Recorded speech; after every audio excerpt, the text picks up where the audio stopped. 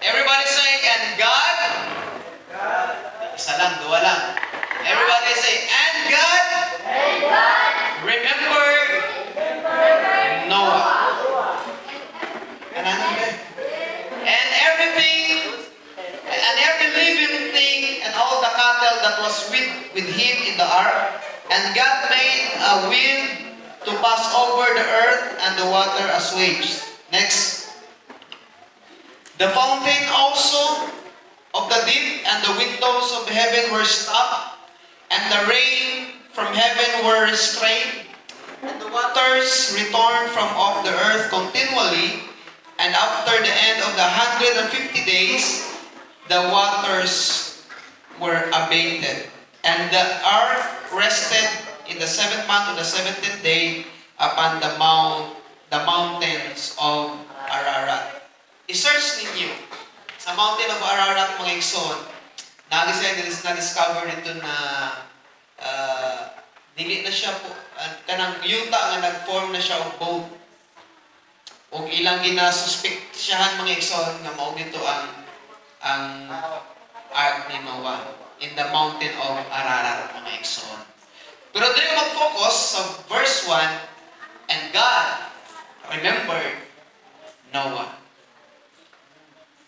Dili na siya, mga igsoon, aksidente lang na nahinumduman sa Ginoo si Noah, but there is something na gihimo ni Noah why nahinumduman siya sa Ginoo.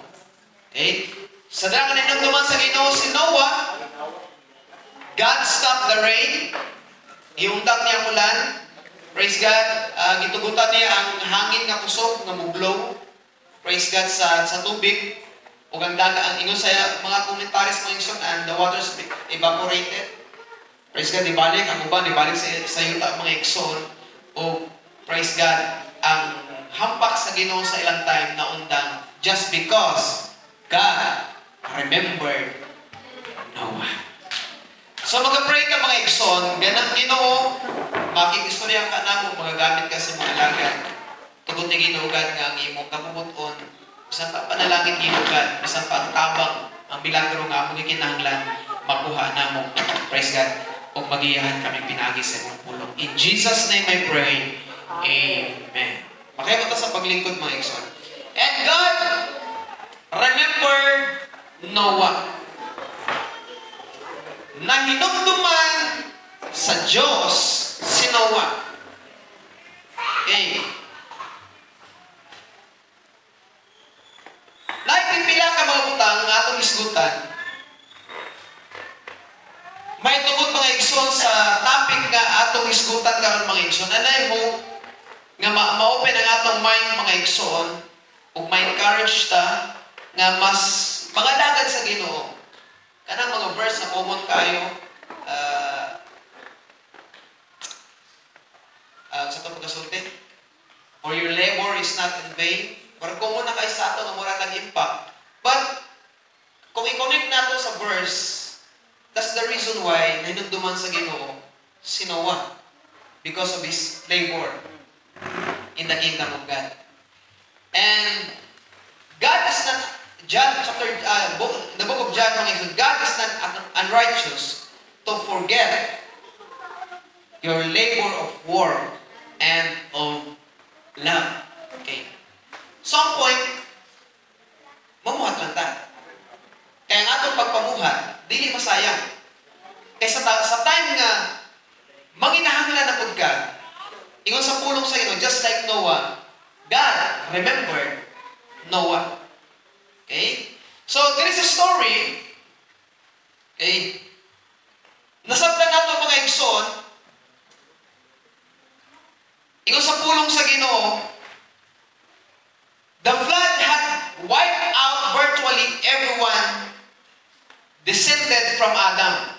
Katong mga tao nga gipanganak after Adam, gi-wipe out yun sa Ginoo. Dili lang kay tungod trip lang sa Ginoo, nay rason. Kaya sa pulong sa Ginoo, ang pagkadautan sa tao di na magwanta sa Ginoo. Okay? Di na magwanta. Okay. So, yung sa pulong sa Ginoo, gidestroy sa Ginoo. Genesis 7:21-22. even the most of the animals which God commissioned humanity to stay work. Bisan pa itong mga hayop na gipabantayan sa mga tao, nadamay. Praise God, because of the iniquity nga ni sobra na kaayo mga igsoon. O ang humanity stood on the brink of a new era. Mura gihurot sa Ginoo ta kay gusto sa Ginoo ang ginatawag natong restart. Gusto sa Ginoo mo restart. Kay ang iyang gihimo nga mga tao daotan na gid kaayo. And everybody say amen. Amen. Gusto sa Ginoo restart. With Noah as the father of all. Okay. So nasabtan nato nga grabe na kadautan.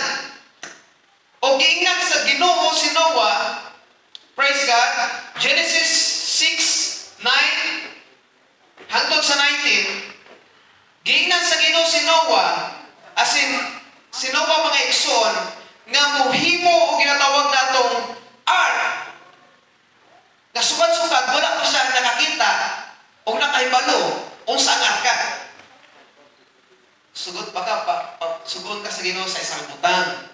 Nasugad-sugad wa pa rin mo nakita o wala pa kay idea. Listen.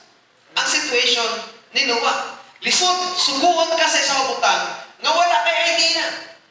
Itagaan lang ka og sana ka ng instruction mga igsoon sa Ginoo. Then, kining ark mga igsoon, preparation sa Ginoo sa iyang ginatawag natong judgment padulong sa tao. Preparation sa flood o sa rain. Daghang amazing si Noah kay daghang siya muna kasabtan pero gituman. Modern faith. Faith is the substance of things hoped for and the evidence of things not seen. Wala pa siya nakakita og arka og labaw sa tanan, wala pa nakasinati ang kalibutan o ulan. Wala pa nakita si Noah ulan. Sugad-sugad. Wala kayo sa kabalo kung saan ang flood mga igsoon. Pero still, because of faith, si Noah nisunod, amen, praise God, sa sugok sa Ginoo sa iyang kinabuhi. Everybody say amen. That's why sa atong mga kinabuhi, mga igsoon, dagan ng mga butang na dili masabtan, Brother Larry, ang pag-alagad, ang ginatawag nato ngano gisugo ta sa Ginoo nga magmatinud-anon, ngano gisugo ta sa Ginoo sa pagkabalan. May mga panahon dili nato masabtan. Wala ta nakasabot bisan pa sa purpose. Wala ta kasabot mga igsoon ngano gisugo ta sa Ginoo niini mga igsoon. But just like Noah, even though nga wala siya nasayod, nakabalo sa purpose, sa tumong, sa kinatibukan ng plano sa Diyos, sa iyang panahunan, nisunod si Noah o nahimong matinud-anon sa pagsunod, even sa sugo sa Diyos sa iyang kinabuhi. Palampakan daw nato ang Ginoo. That's why sa atong title, daghan na ni siya diri mga igsoon, usa to sa mga rason why God remembered Noah. Because of his sacrifices mga igsoon nga gihimo sa buluhaton sa Ginoo. Kung basahon nimo ang story no, murag sayo na siya, nindot lang. Pero kung imong tun-an gid ang years, ang kalisod ni Noah, dili basta-basta. Kay gihimo niya ang arka for 120 years. Na nakatugay ang iyang pag-alagad sa Ginoo. So, pero tigdugaya mga igsoon, praise God, 120 years, kung nagsugod si Noah o himo sa arka, 300 years old siya eh. 300 years old. So, namatay siya something, di ko sure nakalimot ko, na something 600 or 700 data. Okay. 690. 600 something. 99. Di, wala pa magusto yung Jollibee sa una. Wala man sa Laiko. Wala pa yung Bitsin. Mga nagtaas nila kinabuhi. At waka ron. Ano naman ta? Fast foods naman ta. Fast life food. Fast food. Fast life. Dali mo na kinabuhi. Diba? Wala man sila ilaing pagkaon sana. Kung mukhaon sila, sugba man. Wala na may lain siguro. Naman siguro kung mga organic ba? Natural ba? So, dili siya makadaot. Sa tuwa, lahi man mga igsoon. So, nanay ilang kinabuhi sa una. So, grabe! Wala ka malo si Noah sa... Wala pa siya nakitag arka. Wala pa siya nakitag ulan. Baha mga igsoon. Wala siya kabalo kung sa kadugay mahuman. Pero still, nisunod si Noah sa sugo sa Ginoo. Just like sa ato pag-alagad sa Ginoo, nangalagad ta sa Dios nga wala ta kabalo kanus sa mubalik. Pero ang atong bahin dira mga igsoon, magpatinud-anon ta, mangalagad lang ta sa Dios mga igsoon, praise God. Kay worth it, amen, pag ma-enjoy na nato ang panalangin, ma-enjoy na nato mga igsoon ang promise sa Ginoo, makasulti kita mga igsoon, praise God, na dili sayang ang atong pag-alagad sa Ginoo mga igsoon. Okay, dali na ko ni. Okay. Dapat pipila ka mabuta na nahimong rason nga nahinumduman si Noah sa Dios. Why did God remember Noah? Nga nang nahinumduman man sa Diyos si Noah? Mao ni atong aim sa atong ginabuhi. Ang kinahanglan di ta mawala sa una-una sa Ginoo. Amen. Kaya kung mawala na gani ka sa una-una sa Ginoo, bye-bye. Praise God. Sa panahon nga natin pagpanginahanglan, Bawit na naman. praise God. Amen, maglisod kita. Pero pag naa ka sa una-una sa Diyos, amen, praise God, ang blessing sa Diyos na. Why did God remember Noah? Pero ang favor sa Diyos, dili po para sa tanan. Hinumduman nato mga igsoon. Dili para sa tanan ang favor sa Diyos. Pili lang. Amen. Pero sa mga tao mga igsoon, nga naapoy mga na-faithfulness dedicated po sa Ginoo. Remember, in fact, ito niya diri, this is the first time that the word remember is used in the Bible. From Genesis chapter 1 to 8, wala nagamit ang word nga remember. Pag abot sa Genesis chapter 8 verse 1, dira gigamit ang word nga remember. Na hinumduman. O kakanindot, dili tao ang nagamit, dili lang propeta, pero kung sa pulong sa Diyos, ang Diyos mismo ang nigamit ni ining pulungan nga siya nakahinumdum. Si Noah, nindot ang nahinumduman sa Ginoo sa iya. What if sa tuwa kaya? Kung sa kaya mahinumduman sa Ginoo? Kung mahinumduman sa Ginoo si Hinos, kung sa kaya iya mahinumduman? Kung mahinumduman kaya sa Ginoo si Pastor Bon, kung sa kaya iya mahinumduman? Sige daw, pag hinumdumot daw mong tao, Si Rex. di ba? But in this verse, nindot kayo. Because it is God Himself who remember Noah mga igsoon. So, dapat mga rason nga nang nahinumduman sa Ginoo si Noah. Number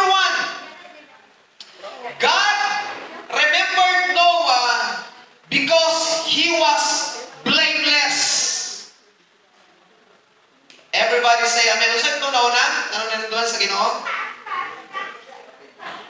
Unsa ganito nga rason? Anong nahinumduman sa Ginoo? Si Noah. Si Noah? Philosopher's Ha? Unsa gani?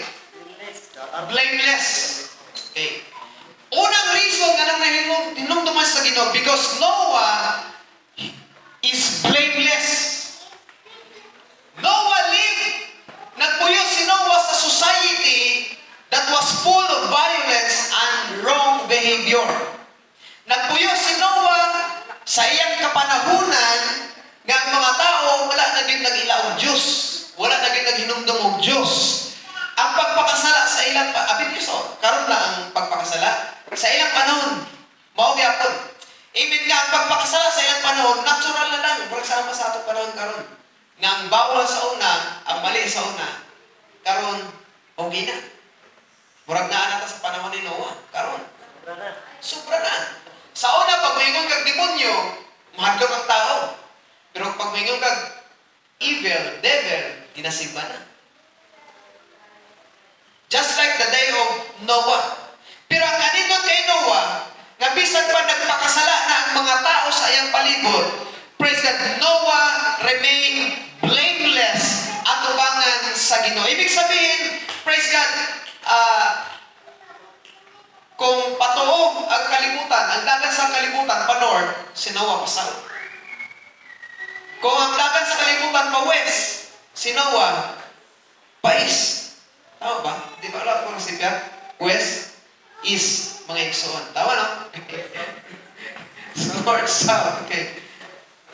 Ibig sabihin, mga igsoon, wala gitugutan ni Noah nga makontaminate siya sa dagan sa panahon. Amen. Sa dagan sa magkinabuhi sa mga tao sa iyang kapanahunan. Ibig sabihin, nagpabilin si Noah, amen, praise God, nga acceptable, holy, praise God, righteous, at tubangan sa Ginoo, na please niya ang Diyos, nga bisan pa mga tao nagpadulong na sa pagkadautan, pero gibarugan yun sa ni Noah mga igsoon ang pulong sa Diyos, o nagpabilin siya, praise God, amen, nga balaan at tubangan sa Ginoo. Kining influence, kusog mo gud ni, especially sa school. Right? Makalimot mo nga Christian na mo, usahay pag sa school na. Sa work po. Yan, sa tanang butang. Kagi man tana, kagi man eskwela mga igsoon. Usahay makalimot ka, nga Kristohanan ka pag nanak sa school. Okay? Nakalimot ka sa atong, sa mga ginatawag nato mga igsoon, sa mga standards nga gihatag sa pulong sa Ginoo. Pero si Noah wala nakalimot. Siya na lang. In fact, sa iyang panahon, siya na lang yung isa. Ang nabilin. Nga nagbaro. According to the Word of God. Kung kita to, pwede na siguro magpadala na lang ta. Kita naman lang isa. Diba? Pero si Noah, he stand his ground. Tama ba? He stand his ground. Bahalag magpakasala mo. Bahalag talikdan ninyo ang Ginoo. Pero ako magpapilin ko ng mga lagad sa Ginoo. Mauna, ang isa ka rason. Amen, praise God. God remembered Noah. Okay. Nasa itong ginabaan na lang. Praise God. Ayaw nyo kalimti ang pulong sa Diyos. Ayaw nyo kalimti mga igsoon ang pagkinabuhi ng patarong o balaan sa Ginoo. Number 2. God remembered Noah because number 2, he obeyed God. 20 years na pagpanday. Ngayon nagpanday lang siya ng kumpletong materialis, siya pa nanginta. Itaganan sa Ginoo kung sa klaseng materialis. Siya pa nanginta dito, itong gopher wood. Praise God. Kung natapos, okay lang karon kay may lansang ta nga ready-made. Sa'yo pa na, posible siya pa naghimog lansang. Sa'yo gigamit mga exhaust. Maglisod na rin sa itong gabas karon. Sa pa yung gabas sa una. Muna, ni taas of 120 years, tungod mga igsoon, praise God, dili ready-made ang materialis ni Noah. Siya pang naghimo. Siya pa naghimo og iyang murag dili, gusto ka na trabahan mo? Sige na, fiber. Usay fiber sa una. Dili mo asfalto nga dili makalusot ang tubig. Kaya kami malusot ng tubig yapon. Wala tao ba yung mga igsoon? Taas na panahon. Wala po siya gisultihan sa Ginoo nga trabaho ni mo na 120 years. Ang Ginoo lang nagsulti, tama na, okay na na. Diba? Tama na na, pwede na siya, sakto na ang imong gihimo. Di kung sa pag-alagad at umurag sama sa pagbalik sa Diyos. Nga lagad ko tinudanay, pero di ko sulti ka sa mga mana, yung pag-alagad sa pangalagad lang ko tinudanay. Kaya dira masukat mga igsoon, praise God, kung faithful ta sa Diyos. Amen ko ng Ginoo mga igsoon, wala naghatag o ginatawag natong sige na ka na time ba? Praise God ka ng panahon nga mahuman ang atong pag-alagad sa Ginoo. 120 years, may nakuntag naghimo lang siya og arka. Pero while nagatrabaho siya ng arka, daghang mga tao, praise God, ay nag-question sa iya, unsa man na ang imong ginahimo. Nagsulti si Noah, ang Diyos na ay mag-iandang ini, ibig para sa ulan. Ang mga tao nagutan, unsa man ang ulan. Giandang din para sa baha, unsa man ang baha. Mga mga tao nag-conclude, si Noah nabuang. Mapa na sa itong panahon karon, samtang nangalagad ka sa Diyos, muhalin tao pagkausa sa Diyos, kinasultian lang nga nabuang ng mga tao.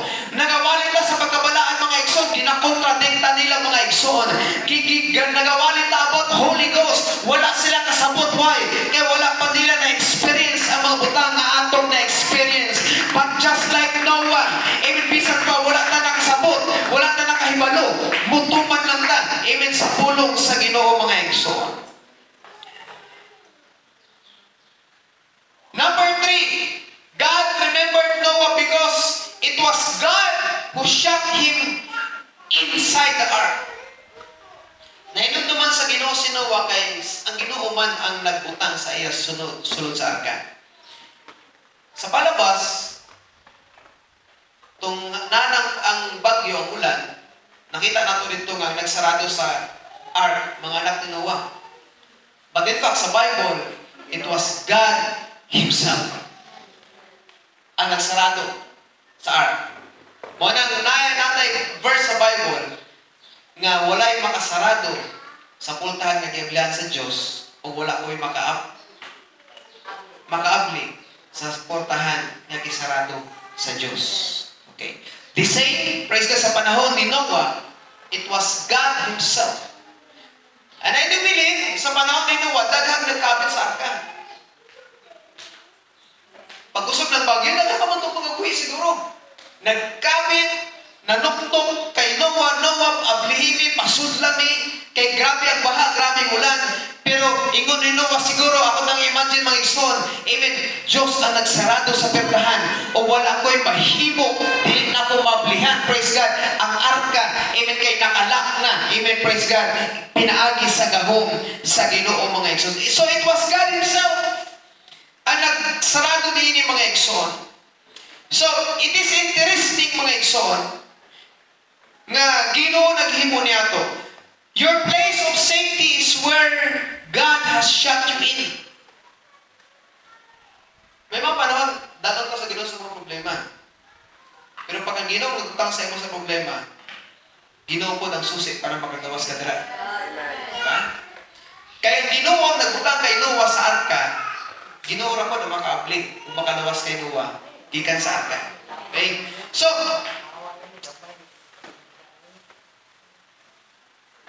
sa atong kinabuhi mga igsoon, may mga sitwasyon nga gibutang ka sa Ginoo dito, just like the 3 Hebrew children, gibutang sila sa Ginoo in that situation, pero giluwas sila sa Ginoo. Like David, gibutang siya mga igsoon sa lion's den, pero giluwas siya sa Ginoo sa lion's den. O daghan pag mga tao mga igsoon. Number 4, last mga igsoon. God remembered Noah because he was inside the ark. Kanina, ang Ginoo nagbutang dito. Ikaduha, kay na siya sulod sa arka. Yung yun, this seems too obvious a point.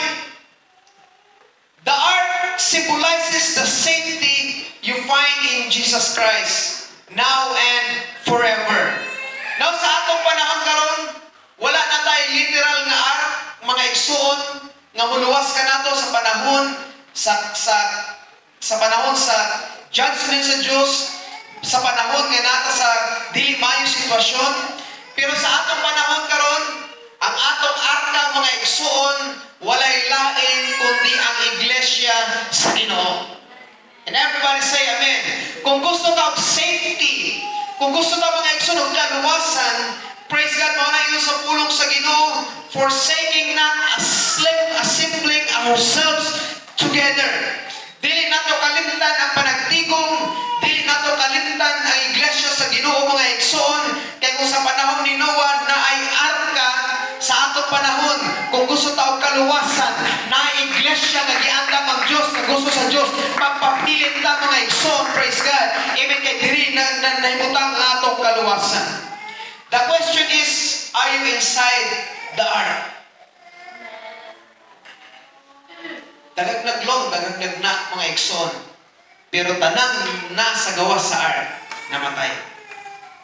The same sa atong panahon karon. Remain inside the ark mga igsoon. Okay. Second to the last point.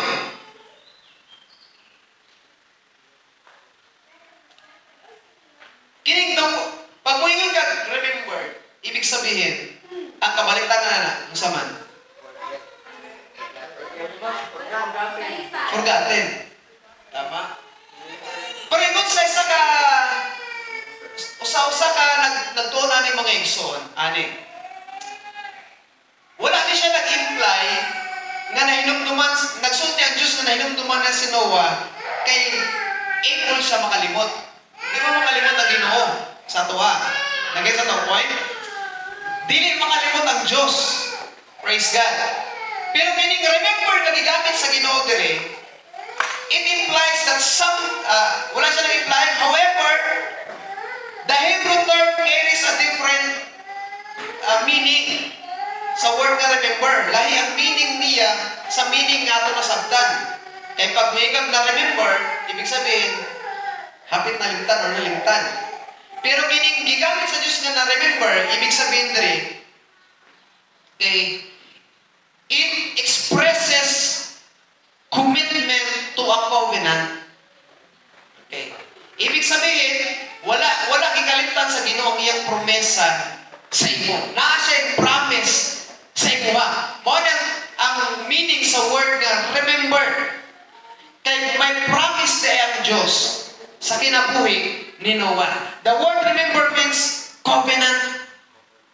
Covenant, kasunduan. Or something nasalay kasunduan sa Diyos. Wala di siya nag-imply nga ang Diyos na to makalimot. Kaya kung nangalagad ang Diyos na able Sister Jingin makalimot, ayaw na nagpangalagad sa iya. Kaya basta posible sa panahon nga nakay magpaginahanglan malimtan ka niya. Pero ang Diyos na to, He's a God of covenant. Sige na, tayo kanta. You are a covenant-keeping God. Ang Diyos na to, makiksaad sa tuwa. Makihimo siya covenant ng mga igsoon nga dili niya kalimtan, dili niya mga igsoon, amen, praise God, dili himuon mga igsoon, kay covenant na sa Diyos kanato. Whenever the Lord remembered people in the Old Testament, He intervened to save them from death and slavery. Pag ang Diyos gani mo himong covenant sa tao, praise God, ang Diyos mo intervene yun sa panahon nga naa sila'y pagpanginahanglan. Just like the nation of Israel. Grabe ang covenant sa Ginoo sa ila. Para bisag usang himuon sa tao para patyo ng tanang Israel. Papaon ang mapa sa Israel. Buntugon ang nasod sa Israel. Because of that covenant, ang mga tao, ang mga kalaban sa Israel, dili gyud makapildi mga igsoon ngadto kanila. Amen. Why? Because God remembered the nation of Israel, mga igsoon. Muna sa atong pag-alagad sa Ginoo, praise God. Amen, mahimo lang tang faithful. Trabaho lang ta mga igsoon, praise God. Let's give our best to the Lord, mga igsoon. Why? Kasi sa panahon natay mga pagpanginahanglan. Amen, praise God. I do believe pagkalimtan sa Diyos. Amen, ang atong mga pagpanginahanglan, mga igsoon. Praise God, pwede ba manindog kitang tanan? Whenever the Lord remembered a people, He intervened to save them from death or slavery.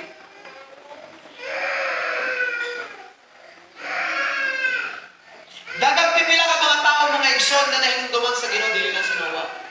Pero first, magod si Noah.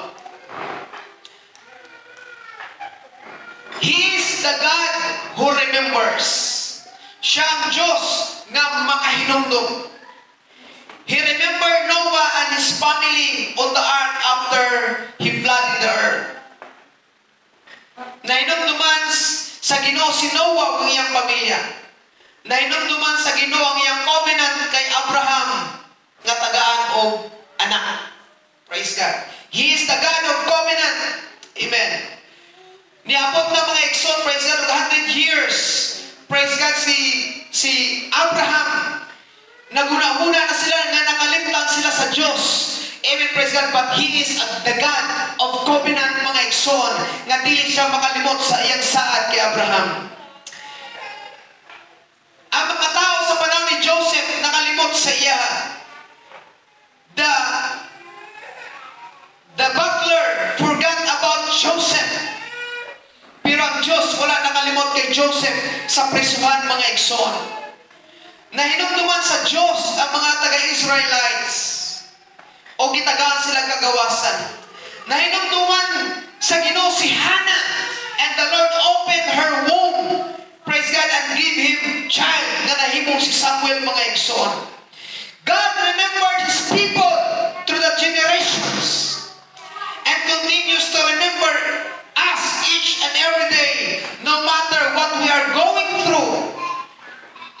Muagi maglag kalistanan kapigaduhon sa atong kinabuhi mga igsoon. Daghang mga pagpanginahanglanon, praise God. But God continues to remember us each and every day. Nagatuba mo na mga igsoon.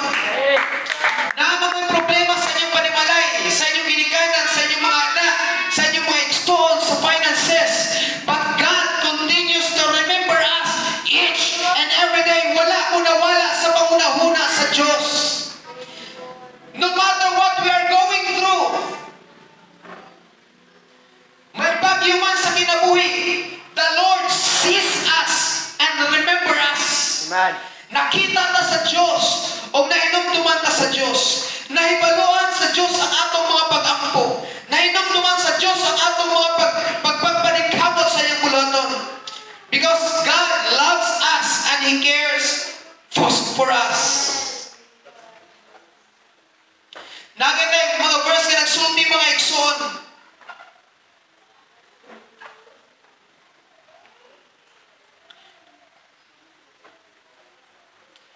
Ngayon niya din mga igsoon, kalimtan ka man sa imong ginikanan. Pero ang Diyos, dilitan niya kalimtan. Sa ito sa English, pagkasulti, though your father and your mother will forsake you, but the Lord will never forsake us, mga igsoon. He will never leave us nor forsake us. Ingon pa ni David, I am young, and now I'm old, but I've never seen the righteous forsaken. Testimony ni David, sa una, gamay pa ko, bata pa ko, karon dako na ko, tigulang na ko, pero wala dito'y nakita nga tao matarong sama sa kinabuhi mga igsoon. Even ni Noah nga nag-obey sa Diyos, nga gipasagdan Diyos sa Ginoo. I've been young and now I'm old, but I have never seen the righteous forsaken. Muna sa atong kinabuhi karon mga igsoon, God remember, nagaserta sa Diyos nga nakahinumdum. Amen, praise God sa atong mga pagpaningkamot.